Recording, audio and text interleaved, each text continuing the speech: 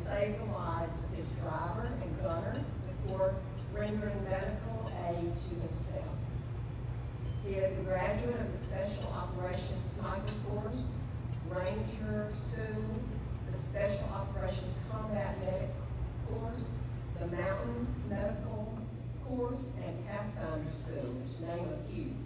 Some of the awards and decorations include the Combat Medic Badge, the Expert Infantryman Badge, the Legion of, phone's not working with me, Merit Medal, 3 Bronze Stars, and 2 Purple Hearts.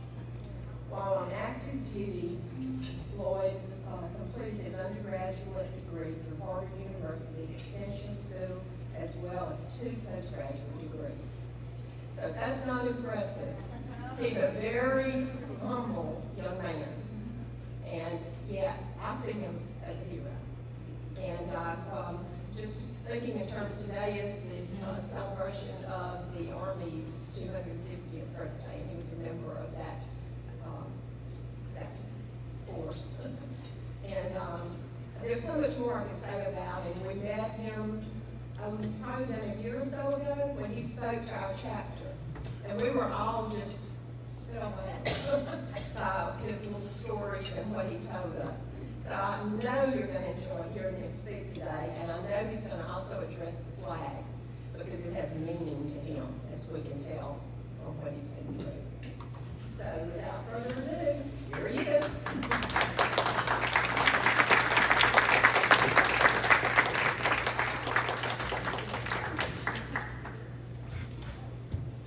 I'm actually just stumped over, so I'll tell him I'll say hello. Can y'all hear me all right? If y'all have been at the one that I spoke at before, I told, I was there when we talked to Don. I also did his first medical exam, which was still a memory. It's still there. I'll go ahead and start. I appreciate you having me today. What other symbol so boldly captures the soul of the nation, the courage of its defenders, and the hopes of generations than the flag of the United States? I want to thank Madam's Regent and the members of each chapter of the Daughters of the American Revolution for being here, as well as the Boston Core chapter for inviting me to come spend this day with you. It's special, and I appreciate any opportunity that I have to come speak to a crowd, but I have a special place in my heart, as well as a distinguished citizen medal from the Daughters of the American Revolution, so I really appreciate y'all. Today, on National Flag Day, we gather not just to admire red, white, and blue fabric, but to honor what it stands for. Freedom, hard won. Unity, hard kept.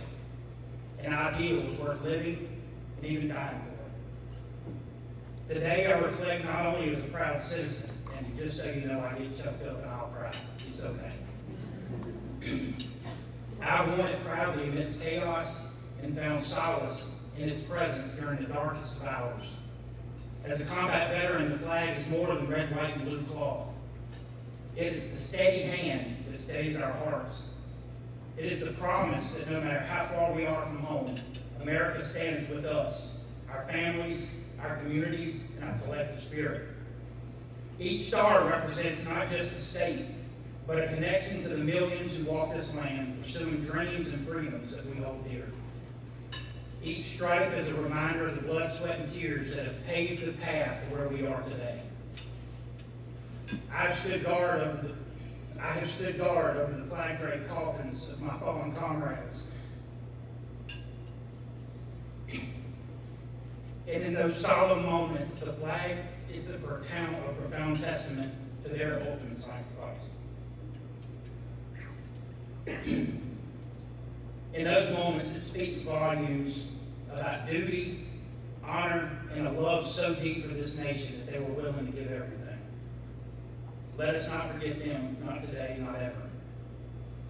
It's our duty to carry their stories and their bravery and their legacies forward, and the Daughters of the American Revolution do an absolutely wonderful job of doing just that.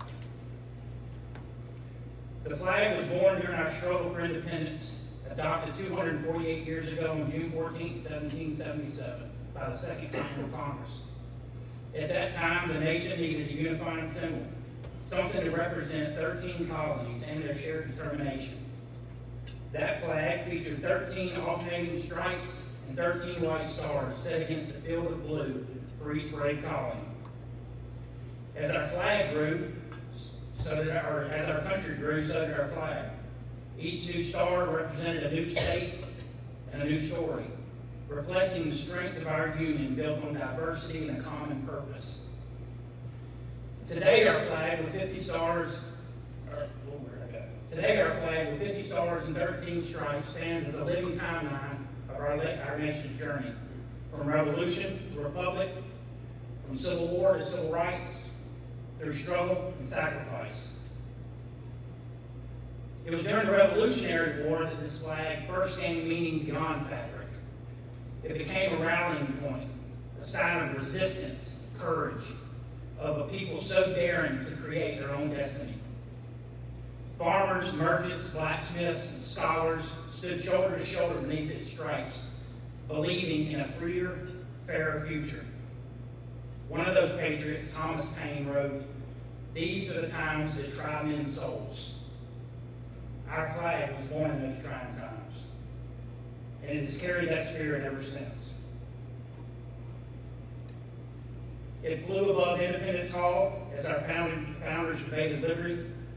It inspired the lyrics of our national anthem at Fort McHenry. It rose on the beaches of Normandy and flew over the rubble at Ground Zero. But our flag is not just a piece of history, it's a promise to the future. It waves for the soldier, the teacher, the hospital worker, the firefighter, as well as the child reciting the Pledge of Allegiance with wide-eyed wonder. The flag reminds us that we are not a perfect nation, but we are a striving one, and that's where our greatness lives. Now, I will share a quick personal story because next Saturday will be the anniversary of when I was wounded the first time. I don't enjoy doing this, but I'll share this with you. I just don't want to talk about myself. On June 21st, 2006, at around 2000 hours, I was in charge of a combat patrol traveling to a highly visible meeting with a guy named General Amir Hassan. He was, at that time, the commander of the new Iraqi Army's 1st Public Order Battalion, but it seemed like a conflict of interest. He was also the mayor of Jizr-Diyala, which is a suburb of East Baghdad. The mission was to plan a strategic joint operation between U.S. and Iraqi forces to assault, kill, or capture enemy fighters operating out of civilian homes throughout the city of Jizr-Diyala, and also to rescue, what he said, 40 to 50 prisoners that they had kidnapped and were holding hostage in various locations throughout the town. While traveling down Route 4 and en route to Jizr-Diyala along the Diyala River, a massive IED consisting of 655 millimeter artillery shells buried in a sharp S-curve struck the door of my truck. I was in an 1151 Humvee, and I think the door weighed about 800 or 900 pounds. But the blast bent the steel frame, which contained the 40-pound door window. It blew it into the truck and smashed me on the side of my head. Instantly, it was dark as the vehicle was filled with dirt and debris. I was still conscious and managed to reach across the truck and pull the lever for the emergency brake. So we didn't roll over the 20-foot drop-off that was on each side of the road through this S-curve. I realized my mouth and throat were full of dirt.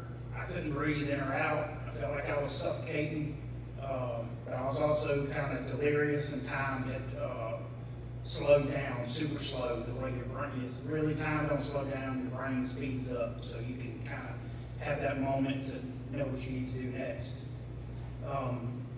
When I kind of started to come to, I realized that my door had pushed in on me, and I was trapped in this vehicle, along with my gunner and driver.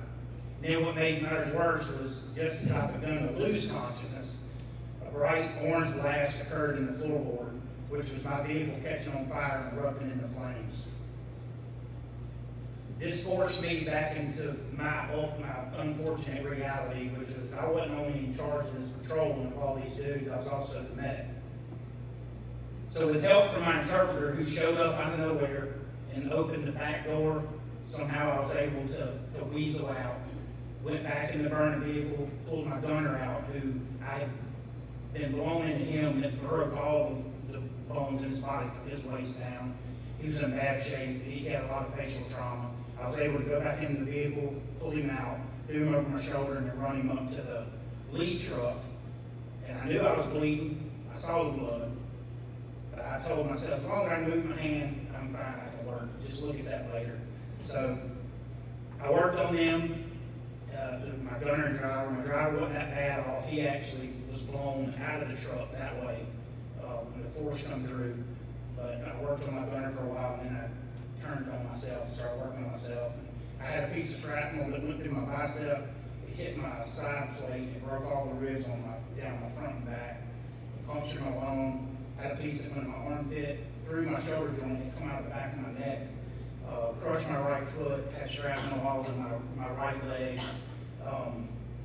But because I was a senior medical dude, on top of being the combat patrol leader and all the other stuff I'd done, I was in a dual role, but because of my medical position, I was back in my truck with all those injuries, which would end up being 7 burst fractured vertebrae.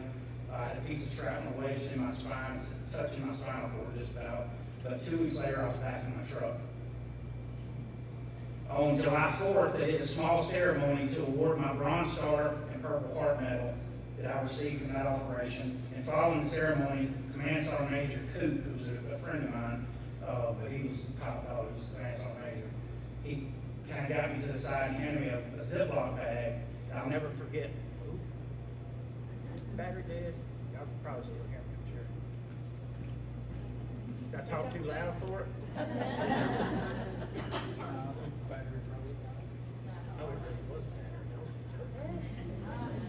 Can y'all hear me though? I talk loud. I'll never forget looking down and seeing the bag. It was my sleeve that I had cut off. It was in this plastic bag. It was covered in blood and then the American flag with the stars pointing forward as the stars lead you into battle is facing me it was covered in my blood. I carried that flag in my pocket the remainder of that deployment and on another deployment to Afghanistan, where I would again be severely wounded. I carried it as a reminder of what I was fighting to protect and just what was at stake if we failed our mission. That flag and sleeve are now on display at the National Purple Heart Hall of Honor Museum in Windsor, New York, on the grounds of where General George Washington presented the first Purple Heart, which was then called the Badge of Military Merit in 1782. That's a pretty cool place to visit. It's near West Point. I got to go visit and see kind of my stuff, my Kevlar that was broken in half with my mother. So that was a nice trip. But today, let us not only honor the flag, let us live by what it represents. Liberty and justice, courage in the face of adversity, respect for one another, even in disagreement.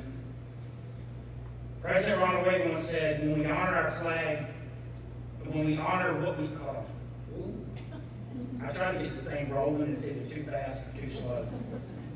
It needs to be on my time, it's not. When we honor our flag, we honor what we stand for as a nation, which is freedom, equality, justice, and hope. Let this Flag Day be more than a moment of pride. Let it be a recommitment to those values that President Reagan spoke about. Whoa, that was quick. That's me. That's got to be me. We just act like I got it. Fly your flag, share its history, and live its meaning. I don't even know how to do it. Is that good? Yes. I'm almost done. All right. When we pledge allegiance, we're not just reciting words. We're reaffirming our commitment to each other as Americans, despite our differences. The flag reminds us that we are stronger together, that our democracy is worth defending, and that the American spirit is unyielding. So as we admire the flag today, let it inspire us to strive for the betterment of this nation. Let it challenge us to be the kind of citizens worthy of the sacrifice made in its honor. And let it remind us of the shared bond that unites each of us as one nation, under God, indivisible, with liberty and justice for all. Thank you.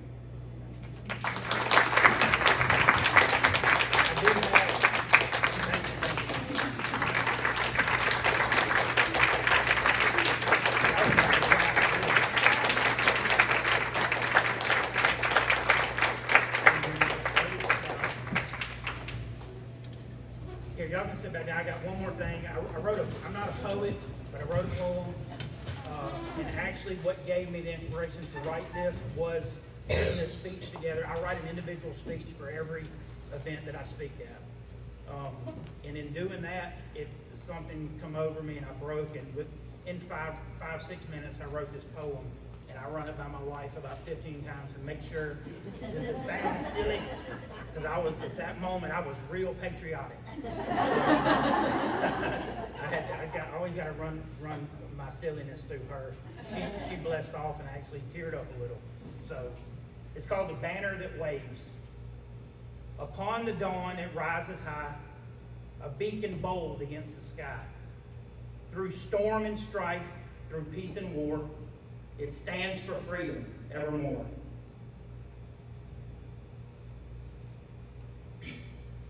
With stars that gleam in midnight blue, each stripe a tale of red and true, a legacy of those who fought for liberty so dearly sought. It bows not down nor fades away. Through trials dark it finds its way. A solemn promise, fierce yet bright, a guiding flame in the darkest night.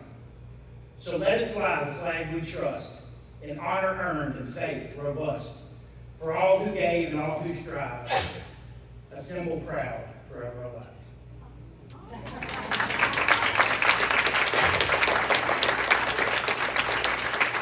Thank you. I was going to say, would you mind sharing with us where you grew up? And That's probably top secret. That's top secret. I'm from West Mobile. Went to Mary Montgomery High School. Got a scholarship to go play college football at UAB a long time ago. And then just, I guess, playing football, I didn't find whatever it was. I grew up without my dad. Those who have heard me speak before, I was ready for it that time. It's all right. It's okay. I had a pretty rough growing up, pretty rough childhood, and was searching for something, and didn't find it playing college ball. Thought I would. Saw my brother graduate from Fort Sill in Oklahoma, and he's 2 years younger than me. And I went off to college, played ball, and